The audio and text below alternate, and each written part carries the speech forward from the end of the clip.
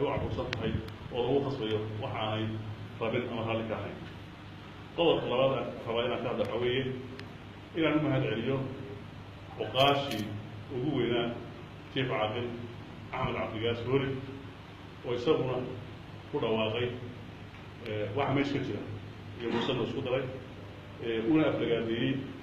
wasiirka arrimaha gudaha qolada Soomaali diidka maxamed kaahir uu yidhi waa asaasa marfuuc alqaab marka ninka xaqa ka hadla wanaaga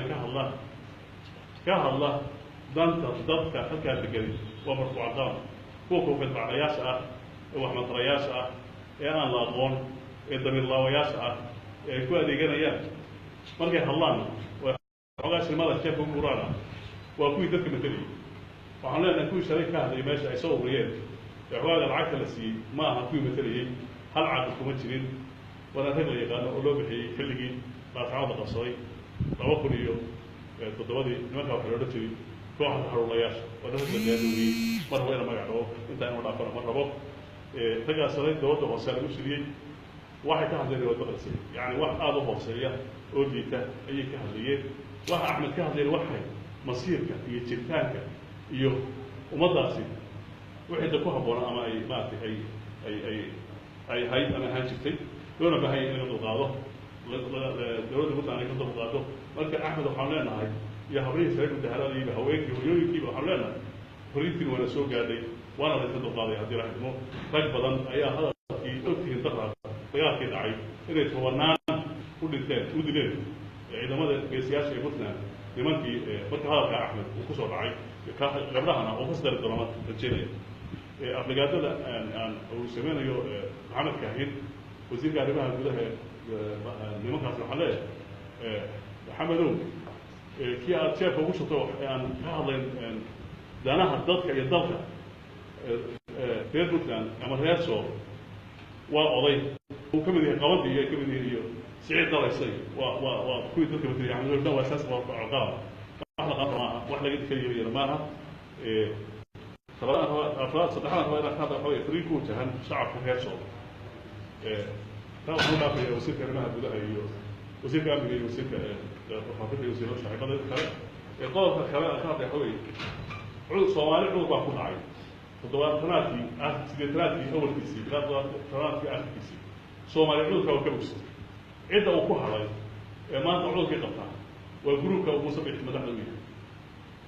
ولي أؤمن إن ديك صومالي ayagoo diiday in la hubo oo dawladii Soomaaliyeed ee wax soo bartay ee dhaqaalaha cashuurta ay qaadaysa ku soo bartay ay ku duriyeen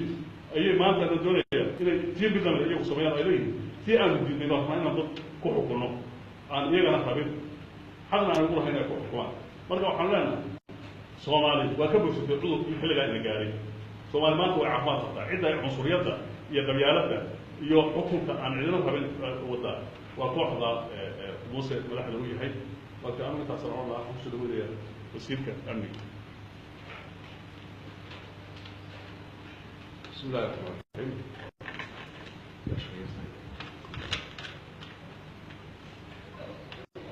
وسيلة السحابة اللي وهل كيلة سجن وسلام يا في ضمان بعض الصحافة شعبونها بدلان يبودها ملاحظة بودلان. السلام عليكم ورحمة الله وبركاته. هذا واحد من السؤال اللي هنا كلام هذا الله واحد غير اللي هو الشيعات معلومها هو التي ده ورمك سيدينيا هو لفت كوار ومدة الصومالية يجري تانكيا هذا واحد من كلام الحقيقي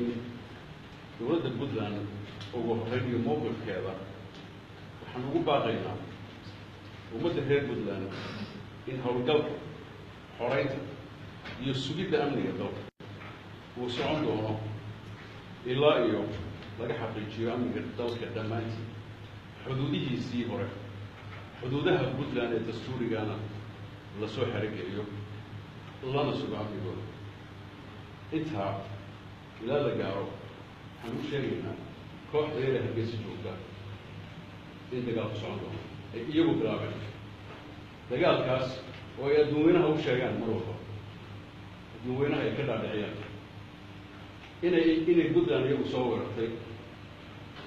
soomaaliyana ay soo weerartay haddaba sida xaqiiqadu tahay 8 January ciddii attaagga iyo weerarka soo qaaday gardaradana geysatay caalamka indigiisu way arkayeen ma aha xilliyadii jaahiliga oo hadda ku jiro qof walba inuu wax iska sheego oranayo adduunkan ka dhaadhicanaya xamar iyo soomaaliya iyo federaal baa soo weeraray wax soconaya maaha waa lagu jeedaa ciddaa soo weerartay waa puntland xamar federaalka xamar bay joogaan mana soo weerana waxaa la rabaa marka caqliga dadka saaxiibka la in musabixi iyo madaxdiisa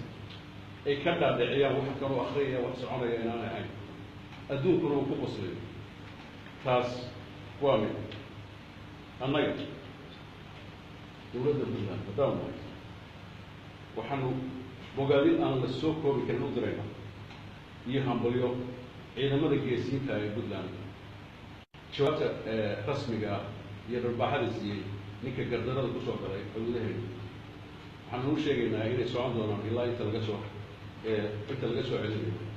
dhammaan dhulkan ay ka haystaan muxuu ahaa puntland xuduudkeeda sharciga ah xuduudkeeda dastuuriga ah way soo ceshanaysaa insha allah annagu haddaan nahay puntland kuma nihin cadow dadka somaliland shacabka laakiin waxaan u sheegaynaa kooxda yare afduubatay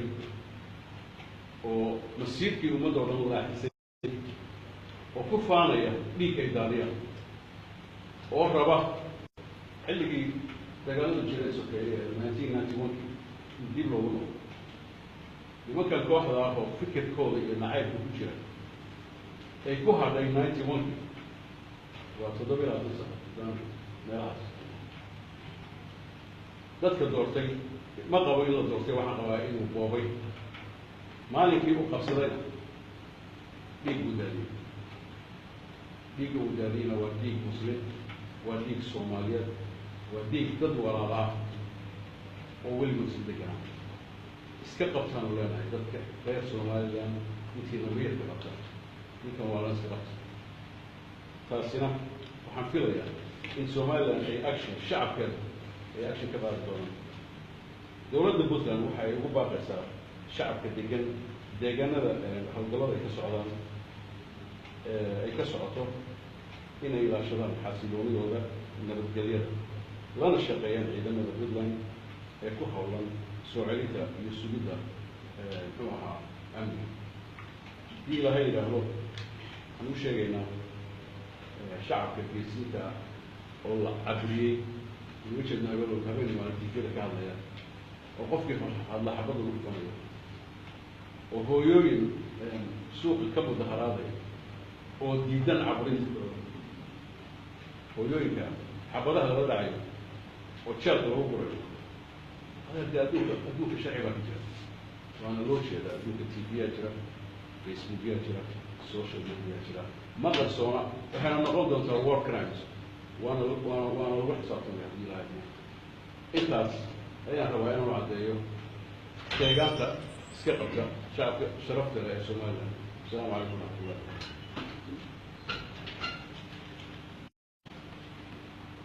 بسم الله الرحمن الرحيم. marka ugu horeysa waxaan salaamayaa wasiirada saaxiibadaya oo guddiga difaaca puntland oo halkaan idin jooga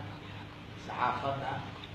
dhammaan dadweynaha reer puntland iyo dadweynaha soomaaliyeed oo nabadda jecel waxaana ku salaamaya salaatu wasalaam assalaamu calaykum waraxmatullahi wabarakaatu wixii meelaha ka dhacay iyo waxyaalahaas muhiimka ah waxaa ka hadlay labada wasiirka difaaca wasiirka amniga iyo wasiirka arrimaha gudaha anuu keliya waxaan rabaa laba qodob inaan ka hadlo meel kastoo jooga waxaan ku wacyigelinaynaa ama u sheegaynaa ama dalka ha joogeen